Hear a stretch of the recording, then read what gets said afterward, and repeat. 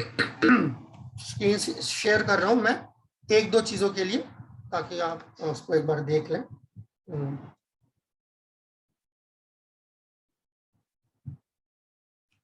3 दिन 4 दिन लग गए इसको खत्म करने में, बाप रे। चलिए देखते हैं। ओके, तो ये 24वां जो श्लोक था उसके पर्पट से मैंने इस पहलू को उठाया है। ठीक है, on the study of the Gita, does it appear that demigods and their abodes are impersonal? Clearly neither the demigods nor Krishna are impersonal, they are persons. जब हम पढ़ रहे हैं, जब हम लोकों में जाने की बात कर रहे हैं, तो अगर हम ये कह रहे हैं कि उसके घर जाएंगे, तो फिर निराकार कैसे हो सकता है? तो ना देवता निराकार है, ना भगवान निराकार है। ये टोटल, तभी उसको अबोधया बोला गया। बिल्कुल ही बेवकूफ है, निपट मूर्ख जिसे कहते हैं। ओके, ये देखिए, अबोधया इंटेलिजेंट, अनइंटेलिजेंट, इसलिए ठीक है ना। अल्टीमेट फीचर ऑफ द, इसको ना जानने के वजह से इसको less intelligent here impersonal describe persons who are under impression impersonal are abodhaya, which means those who do not know the ultimate feature of the absolute. अबोधया का ये मतलब है, दरअसल मतलब ये क्या नहीं जानता, जो सत्य है, जो परम सत्य है, उसको ठीक से नहीं जानता। और वो ठीक से क्या नहीं जानता? कि वो निराकार है। इसका मतलब वो वजूद ही नहीं रखता। जैसे ही हम वजूद लफ्ज इस्तेमाल करते हैं, इसका मतलब वो जो चीज ठोस हो। ठीक है, सो इसीलिए अल्टीमेट फीचर क्या है उसका, ठोस क्या है उसके अंदर, उसकी शख्सियत क्या है। That's what it is. ये देखिए, 24 से 26 में कंसेप्चुअल फ्लो क्या था? पहले भगवान ने बोला, ना हम प्रकाश योग रामाया समावृतम, मुझे वो नहीं, मैं अपने आप को ढक के रखता हूँ। ठीक है, इसी वजह से वो दूसरे लोग उसको नहीं पहचान पाते भगवान को। वो तब ये परेशान रहते हैं कि भगवान कैसे एक शख्सियत उनकी हो सकती है, कैसे वो एक शख्स हो सकते हैं। ठीक है, और इम्पर्सन, उनको तो लगता है भगवान का कोई रूप है ही नहीं, बात ही खत्म। ठीक है, ओके। तो योग माया समावृता, ये हम पहले देख चुके। योग माया समावृता के एग्जाम्पल भी उसी के अंदर है। जैसे कि ये शायद आप लोग के एनालॉजी के अंदर, जो आप लोग को याद करना पड़ेगा इम्तिहान के लिए, ये वो वाले एनालॉजी कि भाई, जब हमारे सामने जो है बादल आ जाते हैं आंखों के ऊपर, तो हमें लगता है कि आसमान ढक गया। आसमान नहीं ढका, बादलों ने हमारी आंखों को ढका है। बादल की ऐसी औकात नहीं कि वो आसमान को ढक सके। ठीक है ना। सो हाँ, तो हम अपनी क्या कहते हैं, अपनी जो हमारी ताकत काबिलियत होती है, उसके हिसाब से हम चीजों को उस तरीके से समझने की कोशिश करते हैं। खैर, तो इसी तरीके से जो है ये मवाजना किया गया कि माया भी उसी तरीके से भगवान को नहीं, हमें ढकने के काम आती है, जैसे बादल। ठीक है, ओके, आगे चलें। ये हम कर चुके थे, माम तो वेदना कश्चन। जैसे मैंने बताया, आखिरी के जो 2-3 श्लोक थे, वो किस तरीके से हम माया के चुंगल से जो अपने आप को आजाद कराएं, उसके बारे में है। अभी हम आपकी किताब में भी जाएंगे, तो मैं उस तरफ इच्छा द्वेष हम कर चुके थे। पुण्य कर्म ना,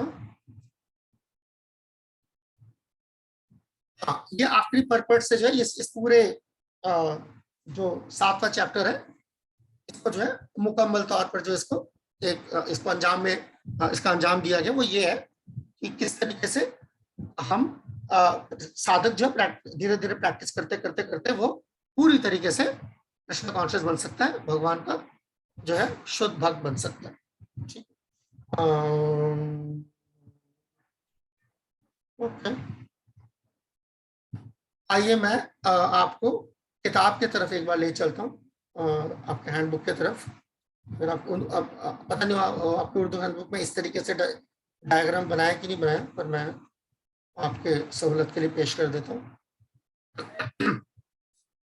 ये देखिए, ये जो तमाम लफ्ज जो आए थे, ब्रह्म, अध्यात्म, कर्म, ये सब अब आगे 8वां जो हमारा चैप्टर शुरू होगा वहां पर हमें मिलेगा।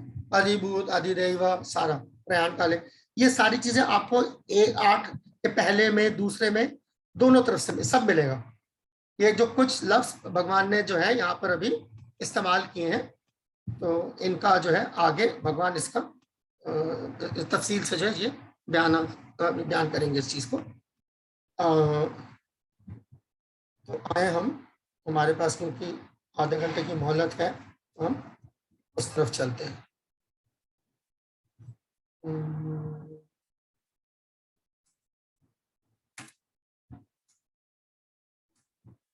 शुक्र है आज यहाँ पहुंच गए।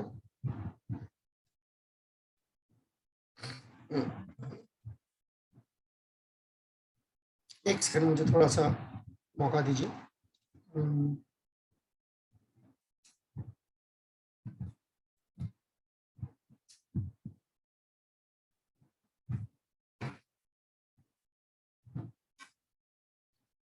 तो इसमें जैसे शुरुआत में अगर हम इसको एक बार रिवाइज कर लें, जो हमने अभी तक जो है हमने किया, दोहरा देते हैं।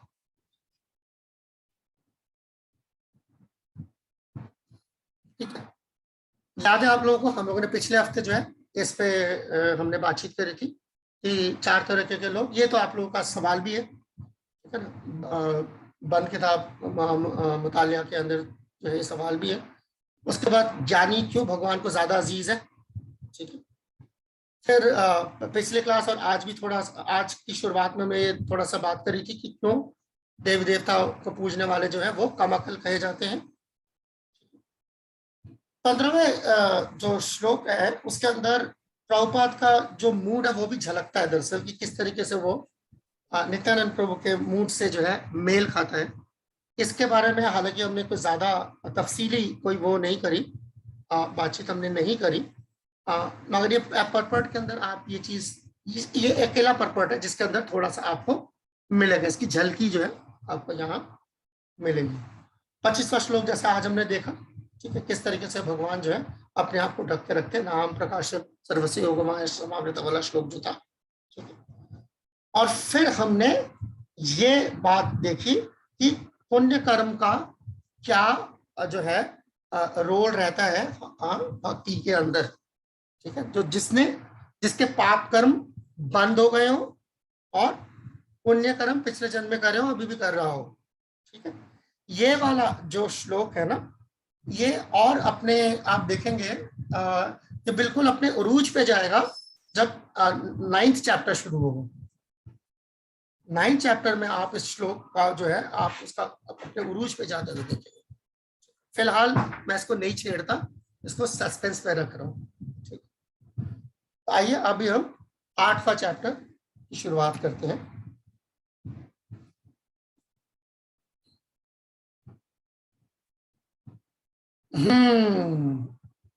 तभी मैंने बोला था कि ये देखिए, ये तमाम चीजें जो है भगवान ने पिछले चैप्टर में छोड़ दी थी, तो अब अर्जुन जो है सवाल पूछेगा कि ये आप ये यकायत क्या बोल गए, ठीक है, भगवान से। हाँ, ये ब्रह्म क्या है, अध्यात्म क्या है, कर्म क्या है, अधिभूत क्या, अधिदैव क्या है, अधियज्ञ क्या है, प्रयाण काल, ये सब क्या है, ये धड़ाधड़ जो है अर्जुन जो है भगवान पे दाग देंगे ये सवाल, ठीक है। अभी आप देखिए क्या होता है। तो बहुत ऐसा नहीं है कि मैदान जंग में होने के बावजूद बहुत तीखे सवाल जवाब चल रहे हैं, ठीक है। आप देखिए वहां पर चलते हैं, एक सेकंड।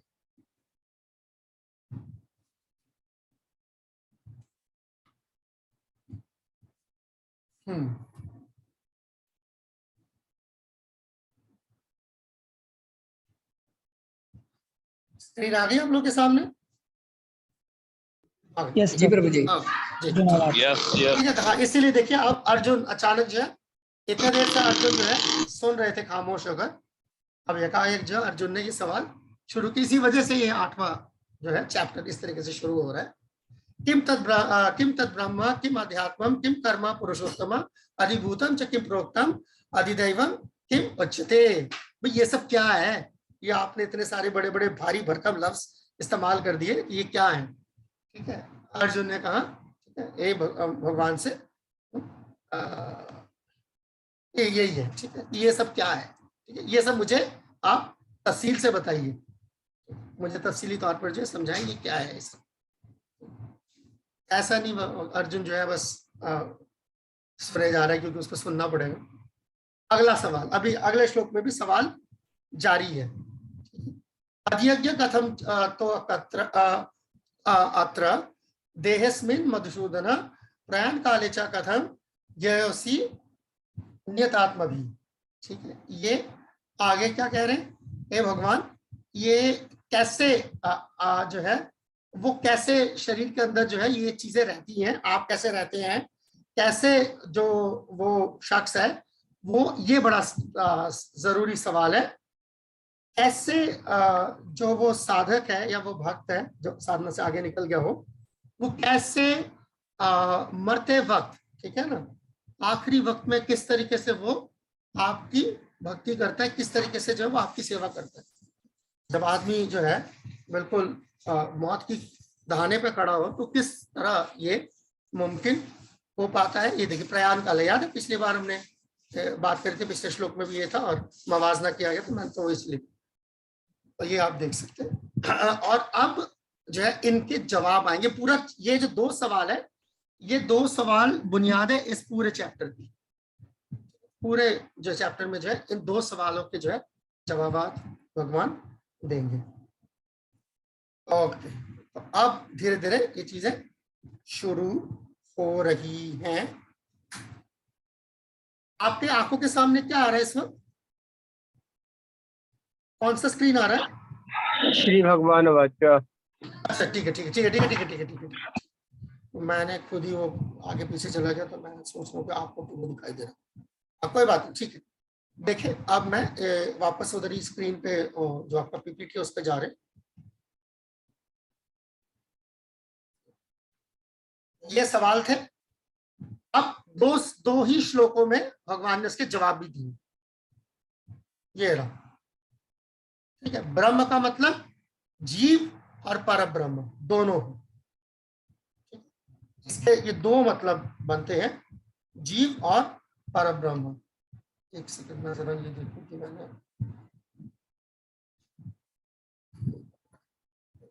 फाइल बंद कर दी। एक सेकंड, मैं फाइल खोलूं जरा दोबारा, क्योंकि मेरे ख्याल से ये उसके अंदर भी इसका जिक्र है।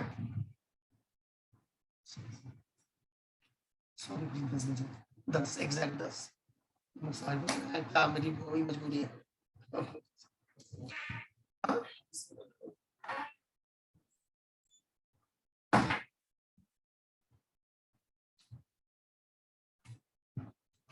ओके,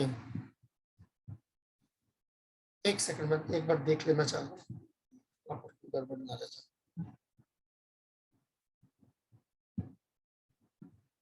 नहीं यहाँ नहीं है, ठीक है, तो ठीक है जा रहे हम।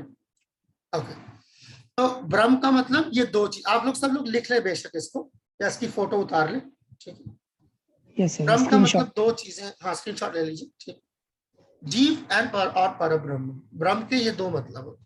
अध्यात्म का मतलब क्या है, नेचर ऑफ सेल्फ, सर्विस, ठीक है। अध्यात्म लफ्ज का दरअसल मतलब है सेवा, क्योंकि उसका जो हमारा नेचर है, जो हमारी फितरत है, वो क्या है, सेवा करने की। तो ये कर्म हम सबको पता है, जिसके वजह से हमें ये क्या कहते हैं मादी जिस्म मिलता है। दुनिया में हम लोग शरीर बदलते रहते हैं। अधिभूत का मतलब क्या है, दुनियावी जो चीजें हैं जिससे जो है दुनिया बनती है, जजू, वो सारे जजू हैं, ठीक है। ओके, और अधिदैवम के 2 मतलब है, एक है देवी देवता और दूसरा है भगवान का विराट रूप। भगवान का विराट रूप, क्योंकि आगे आने वाला है ना, विश्व 1-2 चैप्टर के बाद जो है भगवान अपना विराट रूप दिखाएंगे, तो फिर वो यूनिवर्सल फॉर्म यानी भगवान का विराट रूप।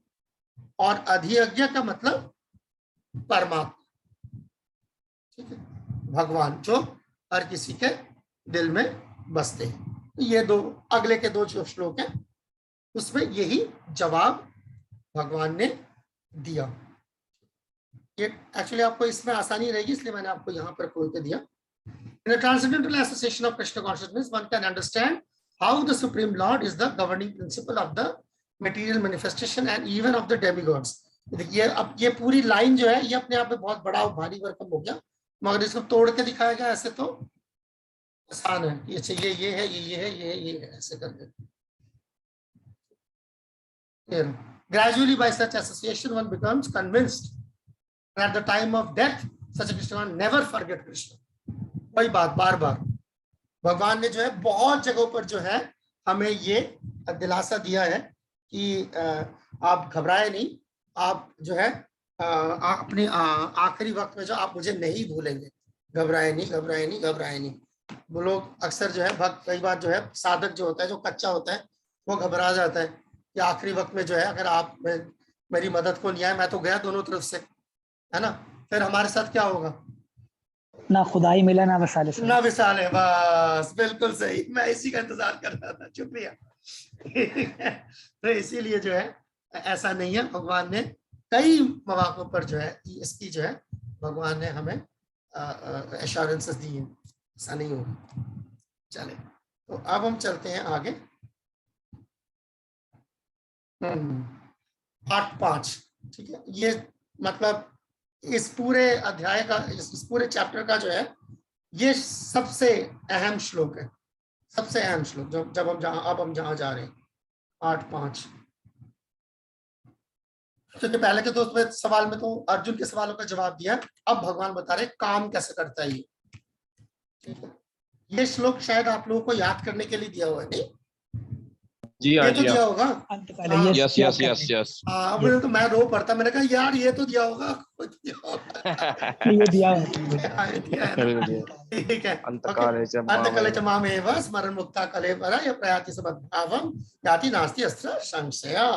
यानी कि अंतकाल आखिरी वक्त में जो है, अब देखें क्या है, जब जो भी आखिरी वक्त में जो है अपना शरीर छोड़ते वक्त अगर वो मुझे याद कर रहा है, सिर्फ मुझे याद कर रहा है, फौरन जो है वो माई नेचर यानी कि मेरे जगह आ जाएगा। ये है जिसको हम भौतिक प्रकृति कहते हैं और उसको हम रूहानी आध्यात्मिक प्रकृति कहते हैं। तो मेरे माई नेचर मतलब आध्यात्मिक प्रकृति में आ जाएगा, स्पिरिचुअल नेचर में आ जाएगा। Of this there is no doubt, इसमें कोई शक शुबात नाति अस्ति अत्र संशय, या आखिरी चीज इसमें कोई शुबा नहीं है। अंत काले च मानव स्मरण मुक्ता कले, ये है ट्रिक। तो दो ट्रिक्स है, एक है कि ये जो आप शरीर छोड़ रहे हैं, ठीक है ना, और शरीर छोड़ते वक्त ये इस पे बात कर लेते हैं थोड़ा सा क्योंकि ये जरूरी है। दो तरीकों से जो है हम भगवान के पास वापस जाते हैं, ठीक है। एक वो जो आप लोगों ने भक्ति रसामृत सिंधु में जब आप लोगों ने 4 श्लोक याद करे थे, उनमें से एक श्लोक था जीवन मुक्त से उच्चते, याद है श्लोक, इहर यस्य हरेर्दास्य कर्मणा मनसा गिरा निखिलासु अपि अपस्तासु। ये श्लोक नहीं था प्रभु, और ये नहीं था, अच्छा, और तो ये नहीं होगा, ठीक है, ये नहीं होगा, ये नहीं होगा। 4 श्लोक नहीं, इनमें से कोई नहीं होगा, ये तो भक्ति की डेफिनेशन है, ये तो भक्ति इहर यस्य हरेर्दास्य 6 श्लोक नहीं था, ठीक है, नहीं होगा तो नहीं होगा। अतः श्री कृष्ण नाम आदि, हाँ नाम में नहीं, ये नहीं इहर यस्य हरेर्दास्य कर्मणा मनसा गिरा निखिलासु अपि अवस्थासु जीवन मुक्त से उच्चते। तो यानी कि ये है, इसका मतलब क्या है, वो शख्स जो जिसने इस जिंदगी में, ठीक है ना, रहते रहते मुझे पा लिया है, वो किसी भी हालत में जो है वो शरीर छोड़े क्यों नहीं छोड़े, वो आएगा मेरे पास ही। यानी कहने का मतलब क्या है कि वो शख्स, ये शख्स जो होते बहुत ही कम तादाद में होते, अच्छा वैसे ही बड़े कम तादाद में होते। भगवान कह रहे हैं ना मनुष्यानम सहस्रेषु, जो हमारा ये जो चैप्टर भी पीछे गया उसमें 30 श्लोक में था ना, करोड़ों में कोई एक, अरबों में कोई एक हो, और ये उसमें भी कह रहे हैं, उसमें भी 2 तरीके हैं जो भक्ति। हाँ अभी जो मैं बात कर रहा हूँ आप इस पे थोड़ा सा तवज्जो दीजिए। ये जो श्लोक अभी आपके सामने अभी हमने खोला था 8.5, ठीक है, कि अंत काले च, कि जब आप आखिरी अपने सांस के साथ जो है भगवान को आप याद कर रहे हैं और भगवत धाम भगवान के पास पहुंच जाते, भगवान के पास पहुंच जाते। ठीक है, ये ऐसे समझो, भगवान के पास पहुंच जाते। और दूसरा श्लोक है जो मैंने अभी जिक्र किया, ये भक्ति रसामृत सिंधु का हिस्सा है नेक्टर डिवोशन का। उसके तहत क्या है कि कुछ ऐसे शख्स भी हो सकते हैं जो शरीर छोड़ने से काफी पहले, मान लीजिए कि कोई शख्स है वो 75 साल की उम्र में जो उसने शरीर छोड़ा, मगर जिस कंडीशन की बात हो रही है वो हो सकता है उसने 61 साल या 62 साल की उम्र में हासिल कर ली है। वो क्या है कि हर हालत में जो है भगवान को याद कर पाता है। अब अगर उसके आखिरी वक्त में उसको भगवान को याद करे ना करे, वो पहुंच चुका है भगवान के पास। यानी कि 62 साल की उम्र से लेके 75 साल की उम्र तक, 13 साल तक वो सिर्फ भगवान के पास जाने का इंतजार कर रहा था। सिर्फ ये शरीर, ये जिस्म छोड़ने का इंतजार कर रहा था, बस पहुंच चुका है वो भगवान के पास।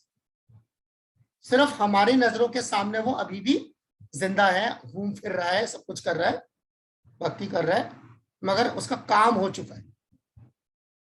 ठीक है, और बाकी जो है ज्यादातर वो ये वाले हैं जो अभी हम जिसका जिक्र कर रहे हैं 8-5, कि जब उसने जो है शरीर छोड़ते वक्त आखिरी सांस के साथ साथ जो है वो भगवान के पास पहुंच गए। यानी जो कमी पेशी, जो बची कुची कसर थी, वो आखिरी सांस के साथ साथ पूरी हो गई और वो भगवान के पास पहुंच गए। ठीक है, तो इस तरीके की मुक्ति को 2 तरीके की मुक्ति है, इसलिए मैं ये आपके चैट पे लिख देता हूं, आपके को याद रहे।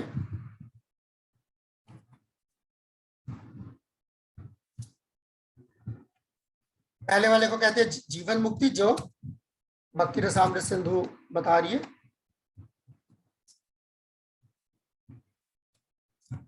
साथ में ये भी लिख रहा हूं किसके साथ क्या है, तो फिर आप भूल जाए कहीं। और इसे कहते हैं जो अभी हम देख रहे हैं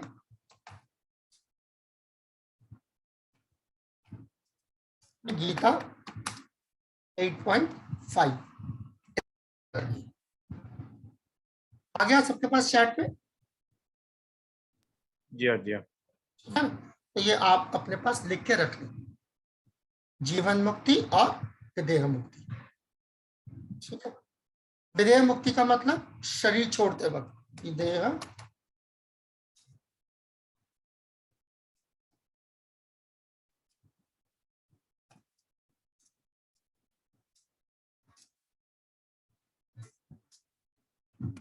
मैंने अंग्रेजी में लिख दिया। विदेह मुक्ति का मतलब liberation at the time of living the body. ठीक है, और जीवन मुक्ति का मतलब है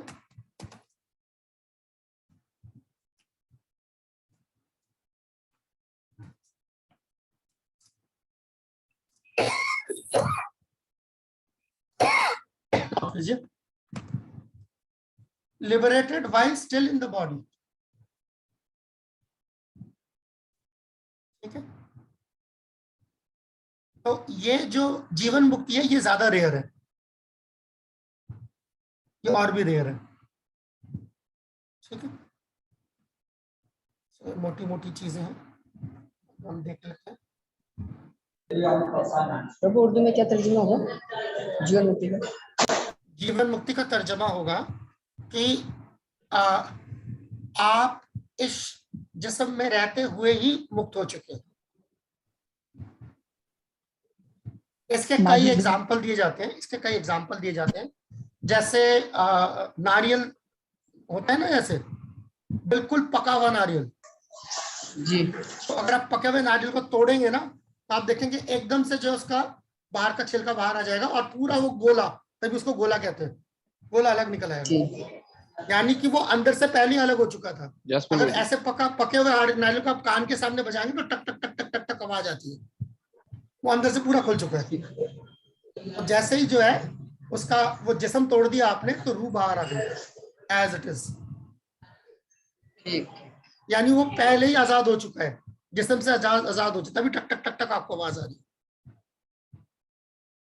ठीक है, जिस्म बिल्कुल वैसे ही लगता है जैसे अगर आपको कभी पहले का तजुर्बा रहा हो कि जैसे मान लीजिए कोई सिगरेट है, ठीक है, आपने सिगरेट जला के ना आप छोड़ दें जमीन के ऊपर, यानी कि कोई सीमेंट के ऊपर, तो आप देखेंगे सिगरेट जब पूरी जल जाती, पूरी जल जाएगी थोड़ी देर में, और उसका जो वो है राख जो है वो बिल्कुल वैसी लगता है जैसे सिगरेट है, बिल्कुल सिगरेट जैसी दिखती है, मगर जैसे ही आपने फूंक मारी एकदम राख गायब, वो पता लग जाएगा ये राख है, ये सिगरेट नहीं है। तो बिल्कुल वैसे ही जो है इंसान का जो जिस्म होता है वैसे है कि जैसे उसका जिस्म है, मगर उससे उसकी रूह जो है पहले ही अंदर अलग हो चुकी है, अब वो उस जिस्म के साथ चिपकी हुई नहीं है। तो ये है जीवन मुक्त। और जो लेकिन तात्पर्य में पढ़ा था मैंने कि उसमें जो है राजा जड़ भरत भी थे, वो तो मुक्त थे, तो अंत में हिरण का ध्यान किया था। ये प्रेम भक्ति की बात हो रही है, जड़ भरत प्रेम भक्त नहीं थे, तो भाव के स्टार्टिंग स्टेज पे आए थे। हाँ, भाव भी नहीं था एक्चुअली, टेक्निकली भाव की स्टार्टिंग स्टेज थी वो। इट इज लाइक आसक्ति, नॉट एग्जैक्टली भाव। ठीक है, भाव और आसक्ति के बीच, मतलब जैसे सांझ होती है ना, ना रात हुई है ना दिन हुई, उस ऐसे स्टेज पे 3 दिन पहले भी प्रभु जी आपने बताया था। आप ऐसे समझिए जैसे बिल्कुल बाउंड्री पे कैच पकड़ा गया हो उनका। ठीक है,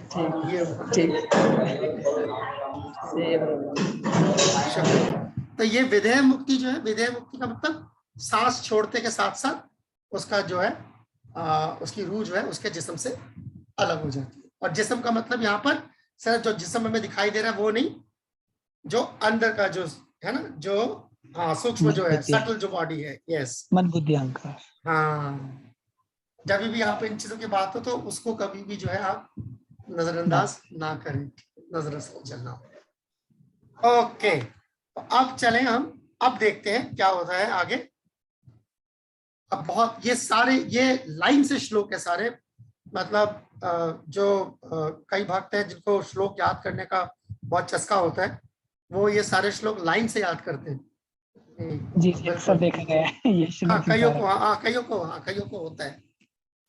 ये अगला श्लोक ऐसा ही है, यम यम वापि स्मरण भावं त्यजन्ति अन्ते करे वरम तम तमेव हि तुकान्ते असरा भाव भाविता 8-6। ठीक है, कि जिस, ये देखिए अब ये आ रहा है, ये है वो श्लोक जिसमें काफी बहस मुबाहिसा होता है।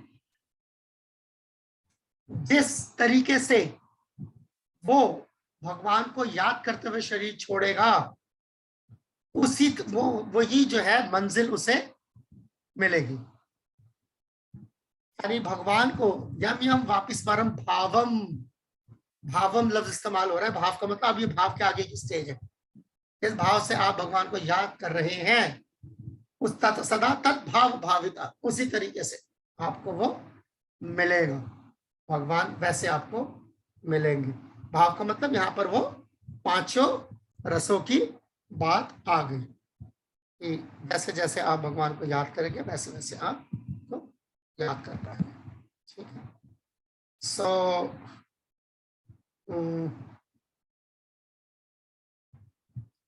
मैं जरा देख लूं या इस चीज के लिए जो है प्रभुपाद खास तौर पर भगवान की अर्च विग्रह की जो सेवा होती है, डीटी वर्शिप जो है, उस पर खास जोर देते हैं। ये मैं प्रभुपाद के तकारीरों से जो है आपको ये हवाला दे रहा हूँ। तो प्रभुपाद ने खास तौर पर बोला है कि अगर आप चलते जाएं, अगर आप राधा कृष्ण के जो है भगवान के जो है विग्रह की जो है सेवा करते चले जाएं, प्रभुपाद लिख रहे हैं you will be practice to think of Radha Krishna always within your heart, this practice is required. तो ये इस तरीके से की प्रैक्टिस जो है ये बहुत जरूरी है। आप से भगवान की जो है राधा कृष्ण की सेवा करते जाए तो वो आपके छप जाएगा। ठीक है, सो ये चीज है, तो आप करते जाए तो बहुत बिल्कुल आप बिल्कुल घबराए ना, यकीनन आपको ये मिलेगी। ठीक है, सो ये चीज बांग्ला में इसीलिए जो है एक मशहूर कहावत है, प्रभुपाद अक्सर इस्तेमाल किया करते थे। शायद आप लोगों को समझ आ जाए, बांग्ला है फिर भी मैं कोशिश करता हूँ। भजन करो, साधन करो, मरते जान ले होय। मतलब है भजन करो, साधन करो, इतना तो समझ आ रहा है? यस ठीक है? प्रभु। मरते का मतलब मरना, जानते का मतलब जानना, होय का मतलब हो। अगर मरना आना चाहिए, मेन चीज ये है। साधन बर्तन जो मर्जी कर रहे हो ना, मरना आना चाहिए। तो मरने की जो, इसे कहते हैं आर्ट ऑफ डाइंग, मरने की जो ये कला है वो ये है कि भगवान को याद करते हुए मरना। ये है, सारी जिंदगी सब कुछ करा, भगवान को याद नहीं करा। तो ये याद करना, ठीक है।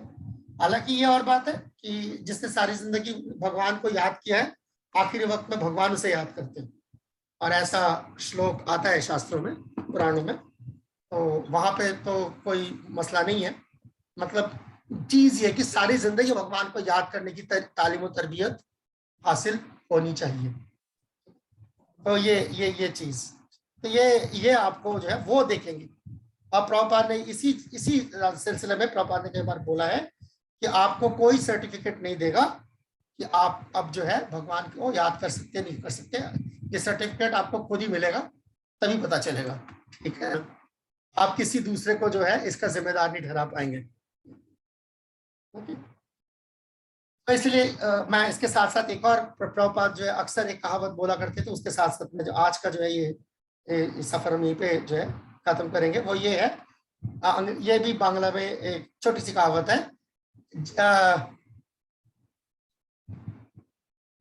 कृष्ण जय भजे शेई बड़ो चतुर। जो कृष्ण को भजता है वो बहुत चतुर है, वो चालाक होता है। यानी वो इंटेलिजेंस वाली बात है ना।